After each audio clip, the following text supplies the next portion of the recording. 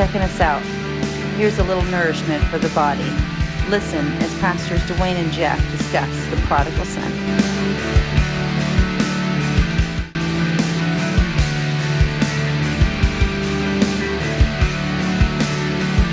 So, last one, verse 20, right about verse 20, where it says he went home. That's when the father fell on his neck. Right, Yeah. right. So, let's see. Pastor Jeff said it wasn't like Dad was out there by himself, wind blowing in his hair. So I wrote that down. Did you? I thought that was so this is the picture. So we have this picture of like the dad sees the son and he's like, and he's standing off like, I knew it. He was like, yeah, I knew. I just had to outwait him. Right. No, bro, that wasn't it. He knew he was going to come. Just like a father knows everybody watching this is going to come back. I'm going to come back. You're going to come back. But I love that he launched, dude. Absolutely. He's like, he's the father, dude. He don't have to run. No, right. He never has to run. Right. He don't have to do nothing but be the father. But he saw him. And took Yeah, he wasn't standing there all pious like, now what? That's right. Oh, dude, I love that. That's such a picture of God. No, on the path, because this is the picture. Every time they're on the long driveway. Right on, man. Yeah. And here this is. You said they're on a farm. They're on a farm.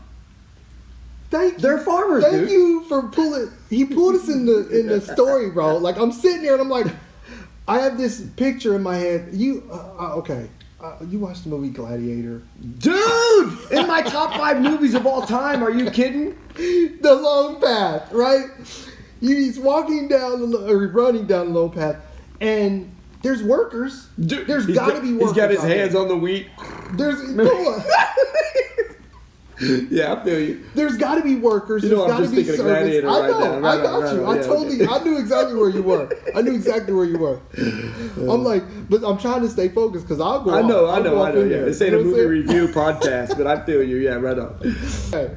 So there he is coming down, and there's got to be other workers out there. You tell me, opinions? Are they look? How many opinions are? How many people? Are watching you lean into that. Go back to God, and they have all the opinions in the world. Who do you think God? you are? Come on, you go from the pig pen into walking in blessings maybe sooner than they feel like you should. You get back to the Father, and He's putting robes and rings and fatted calves and having parties. I'm pretty sure some people have something to say. When he's using this whole farmer, because the older son, he was out in the field. Right. So, I mean, there's people around him. They're working, right? They're a working farm. And did the prodigal son who was with the pigs, did he stop at a truck stop and get a shower? No. What he did was, in the condition he was in, walks up the long driveway, as you said. He's walking. He's like, and people are like, you can't come to the. Right. You didn't leave like that. You left with a pocket full of blessing. You left with new clothes, and you're coming back. You've been with the pigs. Come on, make it plain. I know. If I was walking up that lane, I'd be like, you're right. Exactly. And so I would be second guessing. Do I even want to do this to my dad? Come on. Right? Because it's like, man, he's done. Maybe I should just not even come home. He's done so much for me. How am I going to make my dad look? Because you've heard my testimony, and many people watching this have, that when God called me on February the 21st, 1983, in the back row, and he shows up and he's like, Jeff! Right? My excuses to him was, I don't want to make my dad look stupid. Right. Because I'm on the road with him playing. We literally see hundreds of people come to know Jesus through his ministry that he graciously affords me to be a part of. Right. But I'm like, I can't now show up and go, yeah, by the way, guy, hey, United States of America, the lead guitar player for John Burke and Layman Trio is a big fat liar. Come on. Because, and I would stand up and I'd sing songs about Jesus. I don't even know Jesus. Come on. So I was like, yeah, I can't do that. But that's what happens. Many people don't come. They're not rejecting Jesus. Right. They're rejecting the criticism of Jesus' followers Right. that are telling them why they shouldn't be okay to come to Jesus. Am I right though? You're on point. Yeah. Like you were absolutely on point. I'm hoping. That's what I was about to say. I'm hoping that this is speaking to somebody. Dude. It has to be speaking Just to somebody. get to the Father. Just get to the Father. Don't worry about No. what they have to say. Don't worry about what the people have to say. Listen, when I came back and I was doing what I had to do, like, that's part of the reason. Now here, that's part of the reason I closed myself off. Yeah, dude. Being very honest, You I gotta just do didn't what want to you hear gotta what do, anybody bro. had to say. But if I hadn't, because I know there's people that don't, they don't close themselves off. You know, they go right back into the motion, like they're at the church, they're at they're hanging out with their friends. And it's not that you weren't. Let's be clear. No, yeah. It's not that you weren't restored. No, But you had healing you had to do. absolutely. I guarantee you, even though the son got the robe and the son got the ring and the sandals and the fattened calf, Come on. he didn't walk around the farm like this. Absolutely not. What's up? Yeah, what's up? Remember, real quick, I want you to Go. say that. But remember what he came back to do. What Serve. did he ask? He said, "Can I just get a job as a servant?" Make So he- me a servant. He didn't want the robe. He didn't come for the robe. He didn't come. Now he ain't gonna reject the robe. Am I right? I mean- But he didn't come for the robe. No, no, dude. Give me the ring and the sandals, and maybe some Air Ones. I don't know, but that can't be your attitude. Right. And I'm sure it took him a process to get the confidence to walk in the robe. I guarantee you, when the robe first got on him, just based on the way Jesus told this story, because the young man demonstrated humility, Right. as opposed to the older brother, it probably took some time to be able to walk around in that robe, dude. Absolutely. Especially with your brother, Right, he had to be picking that up. You know, dude. You can pick that up and not even have the brother talk to you. I mean, how many times have I walked in a room and I'm like, "You hate me. You know what I mean? It's like you don't think I should be here. You're judging me already." no, I feel you. But like, absolutely, the prodigal son he wasn't flashing. He wasn't, Bro. you know, but at the same time, he he completely accepted what the father had for him. But you know, he had a moment or some time where he had to still recoup, you know, mentally. 100%. But the restoration It was done. had already It was happened. already done. It's okay if there's a process that maybe your pastor puts you through or your spouse puts you through to build back whatever you on. destroyed. Come on. But that doesn't mean you're not restored. It just means that there's a responsibility to own the consequence, if you will, of decisions that were made. But it doesn't 100%. mean the Father didn't restore you. Absolutely. You get the robe, you get the ring, you get the sandals, and watch the sermon to unpack all of those things. But it doesn't mean you're not restored, but it does mean there may be some time 100%. where you're able to walk in that Right. with confidence. Right. Okay. Last thing. We're gonna bring it home, and I'm gonna put this in your lap, however much you want to. Cool. You know. I have no idea what you're going to say, but go I for know. it.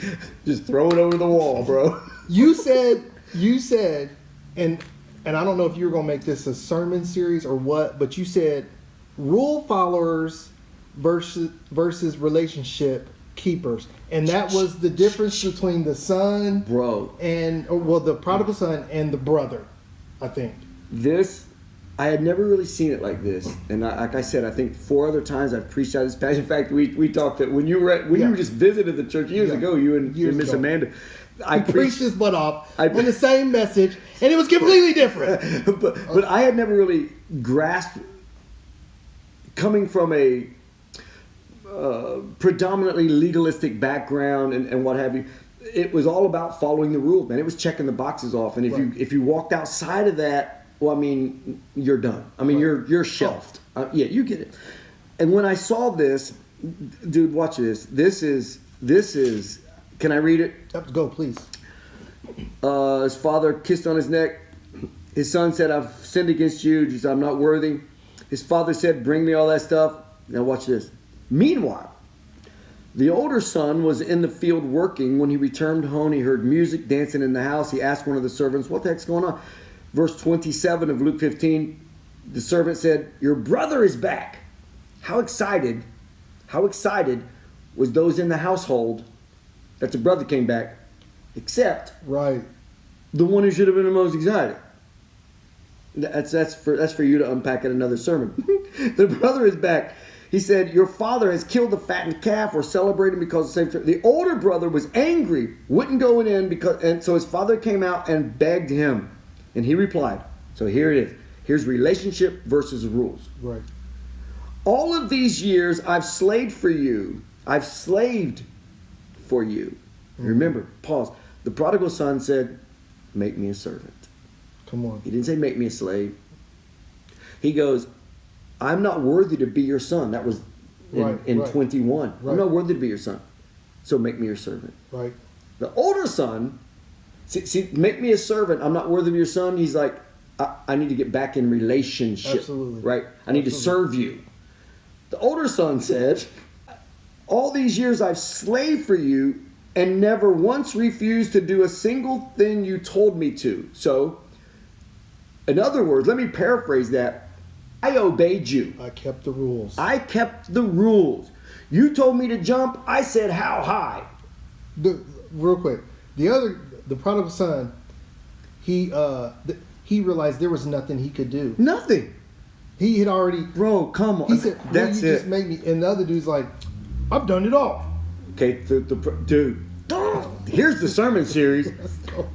The prodigal son said, make me. The older son said, I've already made it. Am I right though? Wait. Because I know. I did. I don't know where that came from. Yeah. Go ahead and write that down. Yeah, we'll wait. Dude, because he said, make me. And the prodigal son, the older brother is saying, I've done this. I've done that. And I love what he says. This is so petty. This is how petty people are. He goes, begged him, he replied. He said, and all the time you've never gave me one young goat. Really, dude? The father is rich. And he said, you didn't give me a goat. You didn't give me a young goat. I'm like, how petty are you, bro? How far down the chain? He's salty, bro. How far down the chain did you go? I mean, you didn't say, I didn't get a robe. I didn't get a ring. No. He didn't even say, I didn't get a fattened calf. Right. He said, I didn't get a young goat. And then he says, and I didn't get a feast with my friends. But when the son of yours, see, that's a gut punch right there, dude. That's just disrespectful. I was like, that's anger coming out. That is anger, yeah. When this son of yours comes back after squandering your money on prostitutes, I won't even get into that. He didn't do that.